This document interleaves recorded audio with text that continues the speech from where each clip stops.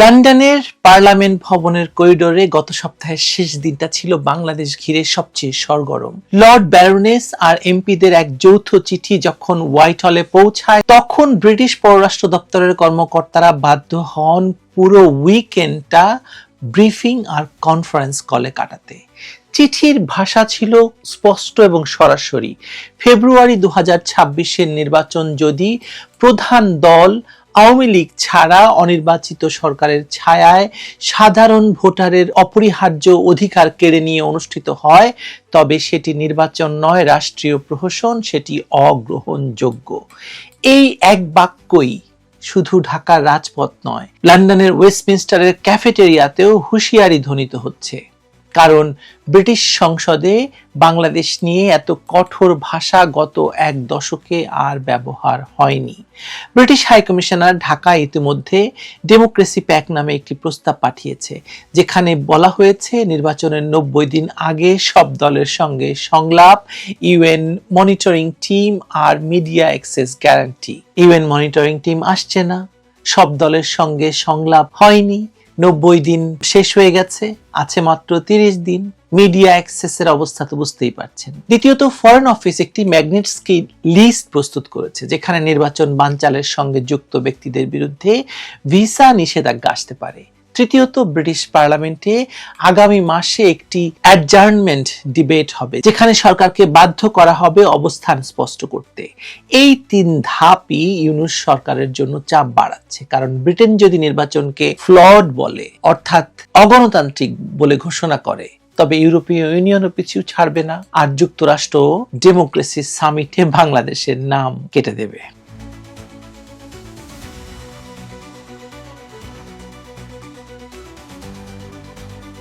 বাংলাদেশের আগামী জাতীয় নির্বাচন নির্ধারিত হয়েছে 2026 সালের ফেব্রুয়ারিতে। আপনারা সেটা জানেন।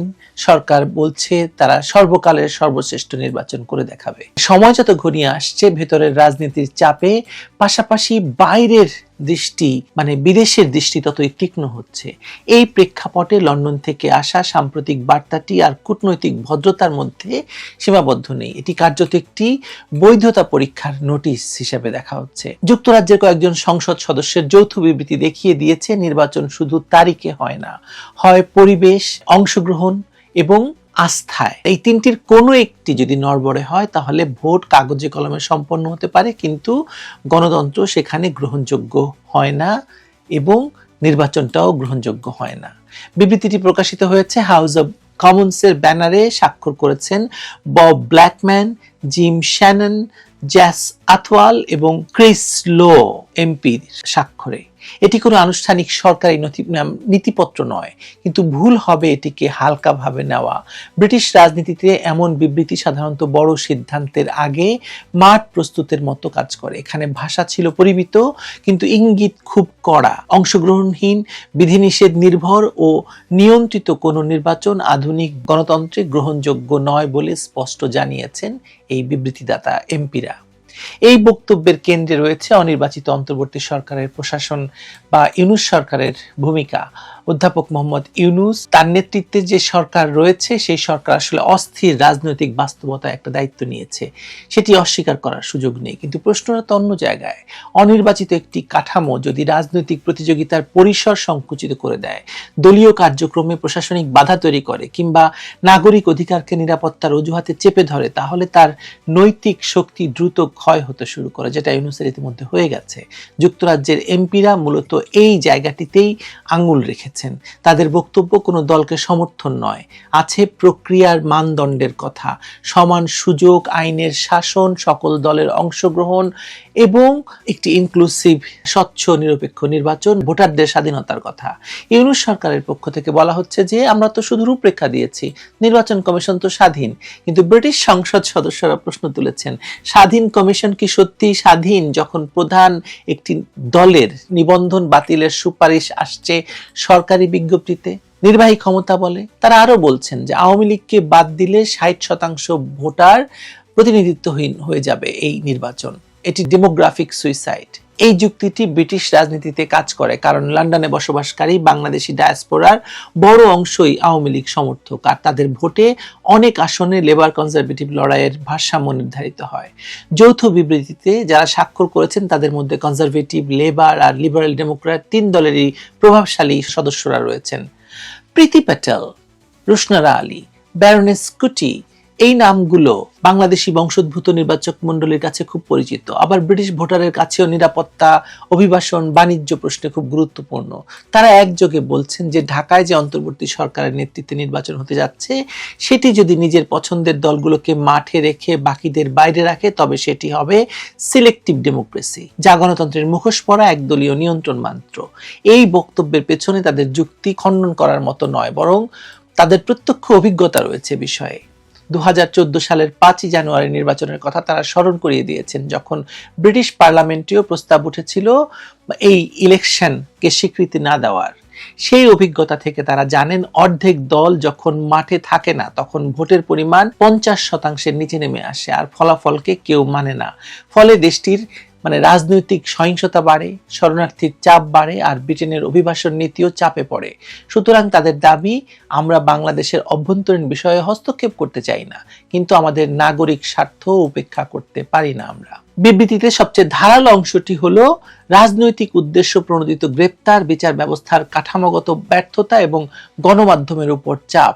এই তিনটি শব্দ ব্রিটিশ আইন প্রণেতাদের কাছে একটা রেড ফ্ল্যাগ, কারণ লন্ডনে বসে তারা প্রতিদিন বাংলাদেশি সাংবাদিকদের কাছ থেকে শুনছেন ডিজিটাল নিরাপত্তা আইনের নামে কেউ কেউ কারাগারে, কেউ কেউ আবার আত্মনির্বাসনে। হাউস অব কমন্সের ফরেন অ্যাফেয়ার্স কমিটি সাম্প্রতিক এক সভায় একজন ব্রিটিশ বাংলাদেশি সাংবাদিক সরাসরি বলেছেন, আমি লন্ডনে বসে লিখছি, কিন্তু আমার পরিবার ঢাকায় হুমকি পাচ্ছে। এই সাক্ষ্য যুক্তরাজ্যের আইন প্রণেতাদের কাছে গ্রহণযোগ্য নয়, কারণ তারা নিজেরাও 2017-18 সালে রুশ গুপ্তচর বিষয়ে একই ধরনের হুমকির মুখে পড়েছিলেন। ফলে মিডিয়া ফ্রিডম শব্দটা তাদের কাছে আর কূটনৈতিক শিষ্টাচার নয়, ব্যক্তিগত নিরাপত্তার প্রশ্ন। আরেকটি শব্দ মাইনরিটি পারসিকিউশন বা সংখ্যালঘুর উপর নির্যাতন, যা সাবেক স্বরাষ্ট্রমন্ত্রী প্রীতি প্যাটেল সরাসরি উচ্চারণ করেছেন। তিনি বলেছেন, হিন্দু, বৌদ্ধ, খ্রিস্টান সম্প্রদায়ের উপর হামলার ঘটনা শুধু ধর্মীয় সহিংসতা নয়, এটি একটি রাজনৈতিক স্ট্র্যাটেজি যাতে নির্দিষ্ট একটি সম্প্রদায় ভোট কেন্দ্রে না যায়। এই বক্তব্যের পেছনে তার হাতে আছে 2025 সালের ডিসেম্বরের তথ্য, 51টি সংখ্যালঘু পীড়নের ঘটনা, যার মধ্যে 10টি খুন, মন্দিরে আগুন, ধর্ষণের চেষ্টা, অনেক কিছু। এই সংখ্যাগুলো ব্রিটিশ হোম অফিসের রিপোর্টে স্থান পেয়েছে, কারণ যুক্তরাজ্যে আশ্রয় প্রার্থনাকারী অনেকেই এই হামলার সরাসরি সাক্ষী। ফলে প্যাটেলের দাবি, ব্রিটেনকে এখনই অ্যাকশন নিতে হবে। ট্রাভেল ব্যান, অ্যাসেট ফ্রিজ আর জেনেভা কনভেনশন অনুযায়ী স্যাংশন, যাতে দায়ী ব্যক্তিরা লন্ডনের বাড়ি কিনে নিরাপদ জীবন কাটাতে না পারে। এই তোলপাড় শুধু মানবাধিকারের প্রশ্ন নয়, বরং বাণিজ্যের স্বার্থেও। ব্রিটেন বাংলাদেশ থেকে বছরে প্রায় 4 বিলিয়ন পাউন্ডের পোশাক আমদানি করে, যা টেস্কো, প্রাইমার্ক, নেক্সটের দোকানে মেড ইন বাংলাদেশ ট্যাগ হিসেবে শেষ হয়। যদি নির্বাচন ঘিরে বড় ধরনের অস্থিরতা হয়, তবে সাপ্লাই চেইন ব্যাহত হবে, দাম বাড়বে, আর ব্রিটিশ ভোটারও ক্ষুব্ধ হবেন। এই কনজারভেটিভ এমপি বলছেন, democracy is good for business. Labour পার্টির নেতারা আবারও বলছেন যে, if you want stability you need inclusion.